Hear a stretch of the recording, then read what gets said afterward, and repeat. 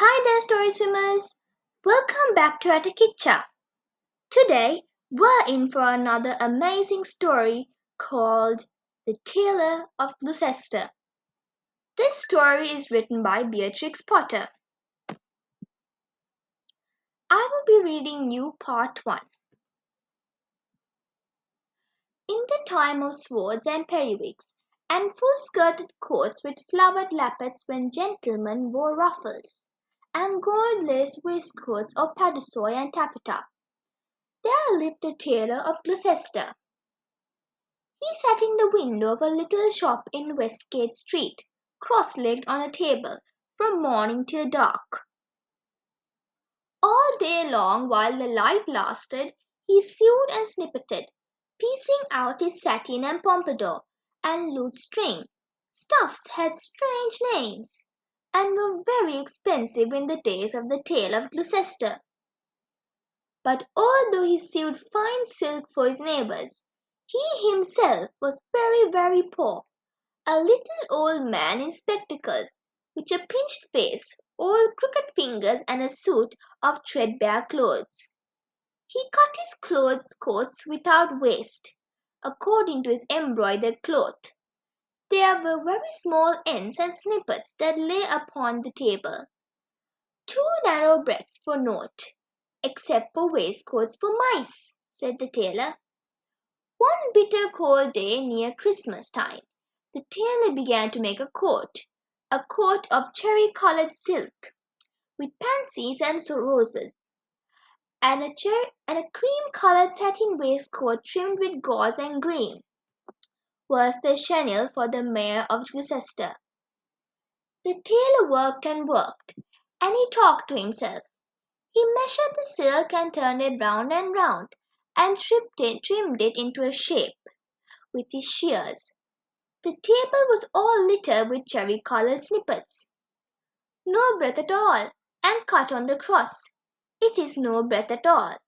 Tippets for mice and ribbons for mobs, for mice, said the tailor of Gloucester. When the snowflakes came down against the small leaded window panes and shut out the light, the tailor of Gloucester had done his day's work. All the silk and satin lay cut out upon the table. There were 12 pieces for the coat, and 4 pieces for the waistcoat, but there were pocket flaps and cuffs and buttons all in order. For the lining of the coat there were fine yellow taffeta, and for the buttonholes of the waistcoat there was cherry-coloured twist, and everything was ready to sew together in the morning, all measured and sufficient, except that there was wanting just one single skein of cherry-coloured twisted silk. The tailor came out of his shop at dark. He fastened the window and locked the door, and took away the key, for he did not sleep there at night. No one lived there at night but little brown mice, and they run in and out without any keys. For behind the wooden wainscots of the old houses in Gloucester, there are little mouse staircases and secret trapdoors, and the mice run from house to house through those long narrow passages. They can run all over the town without going into the street. But the tailor came out of his shop and shuffled home through the snow. He lived quite near by in College Court, next to the doorway of the College Green. And although it was not a big house, the tailor was so poor he had only rented the kitchen. He lived alone with his cat. It was called a Simpkin.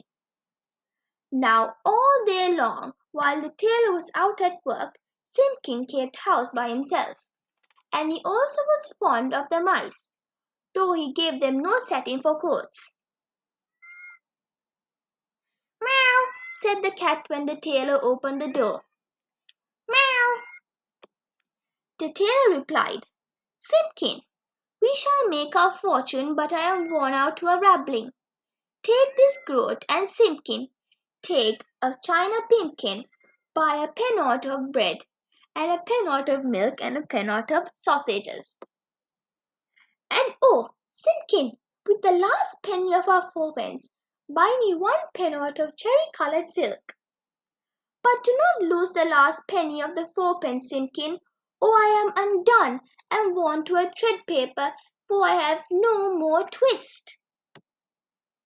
Then Simpkin said again, Meow, and took the groat and the pipkin and went out in the dark. The tailor was very tired and beginning to be ill. He sat down by the hearth and talked to himself about that wonderful coat.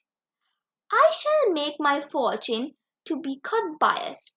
The mayor of Gloucester is to be married on Christmas Day in the morning, and he had ordered a coat and an embroidered waistcoat to be lined with yellow taffeta, and the taffeta sufficient. There is no more left over in snippets that will serve to make tippets for mice. Then the tailor started for it suddenly. Interrupting him from the dresser at the other side of the kitchen came a number of little noises.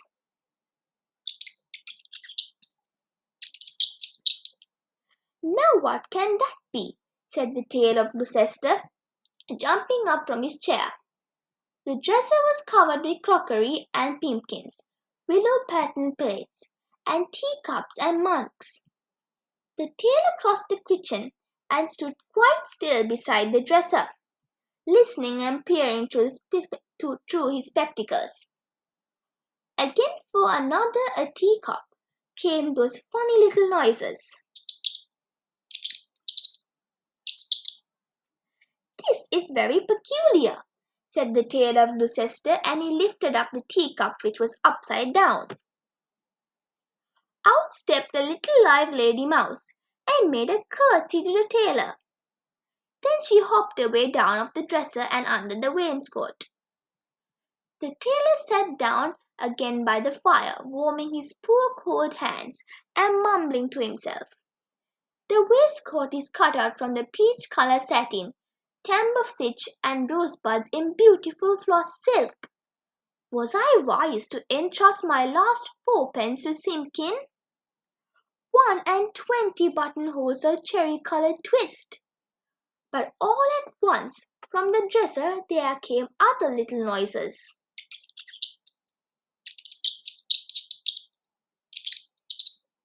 This is passing extraordinary, said the Tailor of Gloucester, and turned over another teacup, which was upside down. Out stepped the little gentleman mouse and made a bow to the tailor. And then from all over the dresser came a chorus of little tappings, all sounding together and answering one another, like watch beetles in an old worm-eaten window shutter. And out from the under teacups and from under bowls and basins stepped other and more little mice, who hopped away down off the dresser and under the wainscot. The tailor sat down close over the fire, lamenting, 1 and 20 buttonholes of cherry-coloured silk, to be finished by noon of Saturday, and this is Tuesday evening. Was it right to let loose those mice, undoubtedly the property of Simpkin? Alack, I am undone, for I have no more twist. The little mice came out again and listened to the tailor. They took notice of the pattern of that wonderful coat. They whispered to one another about the taffeta lining and about the little mouse tippets. And then all at once they all ran away together down the passage behind the wainscot, squeaking and calling to one another as they ran from house to house, and not one mouse was left in the tailor's kitchen when Simpkin came back with the pipkin of milk. Simpkin opened the door and bounced in with an angry grrr meow, like a cat that is vexed, for he hated the snow, and there was snow in his ears and snow in his collar at the back of his neck. He put down the loaf and the sausages upon the dresser and sniffed. Simpkin, said the tailor, where is my twist? But Simpkin set down the pipkin of milk upon the dresser and looked suspiciously at the teacups. He wanted his supper of fat little mouse. Simpkin, said the tailor, where is my twist? But Simpkin hid a little parcel privately in a teapot, and spit and growled at the tailor. As if Simpkin had been able to talk, he would have asked, "Where is my mouse?" "Alack, I am undone," said the Tailor of Gloucester, and went sadly to bed. All that night long Simpkin hunted and searched through the kitchen, peeping into peeping into cupboards, and under the wainscot, and into the teapot where he had hidden that twist. But he still found never mouse. He still found no mouse. Whenever the tailor muttered and talked in his sleep, Simpkin said, "Meow scritch," and made strange, horrid noises as cats do at night. For the old tailor was very ill with fever, tossing and turning in his four-post bed, and still in his dreams he mumbled, "No more twist, no more twist." All that day he was ill, and the next day, and the next. And what should become of the cherry-coloured coat? In the tailor's shop in Westgate Street, the embroidered silk and satin lay cut out upon the table, 21 buttonholes, and who should come to suit him when the window was barred and the door was fast locked? But that does not hinder the little brown mice. They run in and out without any keys throughout the old houses in Gloucester. So that's it of part 1. I hope you come back for my next video where I'll be showcasing my part 2 of the Tailor of Gloucester. Make sure to hit that subscribe button and the notification bell for more storytelling fun. And if you enjoyed that video, please hit that like button. Hope to see you soon. Bye for now.